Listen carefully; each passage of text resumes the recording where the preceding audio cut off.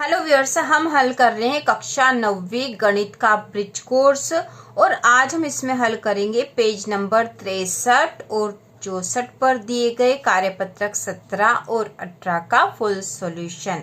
तो यहाँ प्रश्न दे रखा है, निम्नलिखित संख्याओं का गुणा किए बिना उत्तर लिखिए। तो यहाँ पे हमें गुणा किए बिना उत्तर लिखने को कहा गया है। तो इसमें ए वाला है 0.05 में हमें 1000 का गुणा करना है। तो ऐसी संख्याएं जब हम गुणा करते हैं तो यहाँ पे किसी संख्या के आगे यदि 0 होता है तो उसका कोई फर्क नहीं पड़ता है। तो हम यहाँ लिख देंगे 5, ठीक है। और इसके बाद 1000 का गुणा करना, तो जैसे 1 का गुणा 5 में करेंगे तो 5 ही आएगा। और इसके बाद यहाँ पे 3 0 है तो हम यहाँ 5 के पीछे 3 0 लगा देंगे। अब यहाँ पे दशमलव 2 संख्या के बाद था दशमलव, तो यहाँ पे भी 2 संख्या के बाद दशमलव लगाना पड़ेगा।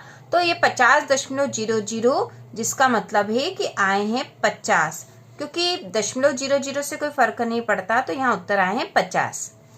इसके बाद बी वाला है 1.05 गुणा 1000। तो यहाँ पे जो है 105 हम ऐसे ही लिख देते हैं पहले, ठीक है। ये 105 हमने यहाँ लिख दिए हैं और यहाँ पे 1 का गुणा होगा इसमें तो यही संख्या आएगी और पीछे 3 0 है तो हम 3 0 लगा देंगे। अब यहाँ पे दशमलव कितनी संख्या के बाद लगाना था, 2 संख्याओं के बाद दशमलव है तो यहाँ पे भी 2 संख्या के बाद दशमलव यहाँ आएगा। तो दशमलव के पीछे 0 0 उससे कोई फर्क नहीं पड़ेगा। तो यहाँ पे उत्तर वास्तव में आएगा 1050, ठीक है। इसको 1050 ही पढ़ा जाएगा और यही इसका उत्तर है। इसी प्रकार सी वाला है 0.02 गुणा 2500। तो यहाँ पे देखो 2 का गुणा हमें 25 में करना है, ठीक है। 2 के आगे 0 है, दशमलव है तो 0 से कोई फर्क नहीं पड़ेगा। यहाँ पे जब दशमलव लगाएंगे तब हम ये 2 संख्या गिन लेंगे। अब यहाँ 25 में 2 का गुणा करेंगे तो 50 आ जाएगा, ठीक है, 50। और इसके बाद 2 0 लगाने हैं तो 2 0 के बाद हमें दशमलव लगाना पड़ेगा, क्योंकि जैसे ऊपर करा था ना 2 संख्या के बाद दशमलव, क्योंकि यहाँ 2 संख्या के बाद दशमलव लगाना था तो 2 0 के बाद यहाँ दशमलव लगाना, तो हमने ये नहीं लिखा। वास्तव में हम इस तरह से कर सकते थे कि 0 0 लगा दिया और 2 संख्या के बाद दशमलव लगा देते तो उत्तर 50 ही आता। तो हमने यहाँ सीधे ही 50 लिख दिए हैं। यहाँ पे ऐसे भी हम लिख सकते हैं समझ कर। इसके बाद यहाँ पे है 0.2 गुणा 0.2 गुणा 100। तो अब यहाँ देखो 2 में 2 का गुणा करेंगे तो आ जाएगा 4 और उसके बाद 2 0 है तो हमें 1 और 1, ठीक है। दशमलव कितनी संख्या के बाद लगेगा, 1 और 1 2 के बाद, तो 2 0 के बाद दशमलव लगेगा तो यहाँ पे दशमलव 0 0 आते तो उससे कोई फर्क नहीं पड़ेगा, उत्तर आ जाएगा 4। यहाँ किस तरह से करा हमने ऊपर देख ही लिया था और यहाँ हमने सीधा कर दिया है। इसके बाद सेकंड वाला क्वेश्चन करेंगे। एक कलम की कीमत 5 रुपए 50 पैसे है, 100 कलमों की कुल कीमत कितनी होगी। तो एक की कीमत इतनी है, 100 की कितनी होगी यह बताने के लिए हमें गुणा करना पड़ेगा और 5.50 में 100 का गुणा करना है। तो हम सीधा ही कर सकते हैं, जैसे कि 5.50 गुणा 100 बराबर, अब 1 का गुणा इनमें होगा तो यही संख्या आएगी। तो ये संख्या क्या है वास्तव में 550 और उसके बाद 2 0 इसके लगेंगे तो ये 2 0। दशमलव कितनी संख्या के बाद लगाना, तो 1 और 2 संख्या के बाद दशमलव, तो यहाँ पे भी 1 और 2 के बाद दशमलव, तो यहाँ बराबर आ गया है 550, ठीक है। तो इसका उत्तर आएगा, उत्तर बराबर 550 रुपए, क्योंकि हमें यहाँ पे 100 कलमों की कुल कीमत बतानी थी तो कुल कीमत है 550 रुपए। इसके बाद हम करेंगे तीसरा। एक टॉफी की कीमत 1.50 रुपए है तो 50 टॉफियों की कुल कीमत क्या होगी। एक की इतनी है, 50 की हमें निकालनी है, तो हम यहाँ सीधा गुणा कर देंगे, या तो सीधा गुणा भी कर सकते हैं और हम इस तरह से भी कर सकते हैं। तो देखो सीधा गुणा पहले करते हैं, 1.50 गुणा 50 बराबर, देखो यहाँ पे हम इसको 15 मान लेते हैं। 15 में 5 का गुणा करेंगे तो 15 पंजे 75 होता है, ठीक है, 75 हो गए। और 1 और 1 2 0 लगेगी। अब दशमलव कितनी संख्या के बाद लगेगा, तो यहाँ पे 2 संख्या के बाद दशमलव, तो यहाँ पे भी 2 संख्या के बाद दशमलव आएगा और बराबर हो गया 75 रुपए। तो ये हमने एक तरीके से कर लिया। सीधे तरीके से हम इसको ऐसे भी कर सकते थे कि हमें 1.50 का गुणा 50 में करना है, तो हम ये ऐसे लिख सकते थे कि 50 गुणा 1.50। अब इसको सामान्य तौर पे गुणा कर लेते हैं और उसके बाद हम दशमलव लगा देते हैं। तो पहले 0 का गुणा होगा, तो 0 का गुणा 50 में, ठीक है। यहाँ पे 0 का गुणा 0 में होगा तो 0, फिर 5 में होगा तो ये 0, फिर यहाँ पे क्रॉस होगा, फिर हम सीधा 15 का कर देंगे। 15 का 0 में होगा तो 0, 15 का 5 में करेंगे तो 75। तो यहाँ आ गए 0 0 5 7 7500। अब यहाँ दशमलव कितनी संख्या के बाद लगाना है, तो 1 और 1 2, 2 संख्या के बाद दशमलव लगाना है, तो यहाँ पे 2 संख्या के बाद दशमलव, तो बराबर आ जाएंगे 75 रुपए। तो हम इस तरीके से भी हम गुणा कर सकते थे या फिर सीधे तरीके से हमने यहाँ कर ही लिया था। तो ये हल कर लिया हमने। इसके बाद हम पेज नंबर 64 पर कार्यपत्रक 18 को हल करेंगे और यहाँ पर दे रखा है प्रश्न 1, भाग कीजिए। तो यहाँ हमें भाग करना है। तो पहला हल कर लेते हैं। यहाँ पर ए वाला, इसमें 24 भागित 1.2। तो हम इसको इस तरह से लिख सकते हैं कि 24 भागित 1.2। अब यहाँ पर इसको हल कर लेंगे तो ये दशमलव हटाएंगे जब हम, तो एक संख्या के बाद दशमलव था, तो इसको जब हम हटाएंगे तो यहाँ पर 1 0 लगा देंगे। अब ये बराबर हो गया 240 बट्टा 12, भाग लगा देंगे, 12 एकम 12, 12 दूना 24, 0 बराबर 20। ठीक, ए वाले का उत्तर आ गया है 20। इसके बाद हम बी वाला यहाँ कर लेते हैं क्योंकि इतनी ही जगह है यहाँ पर। फिर तो ये है 256 भागित 0.04। तो हम यहाँ लिख देंगे 256 भागित 0.04।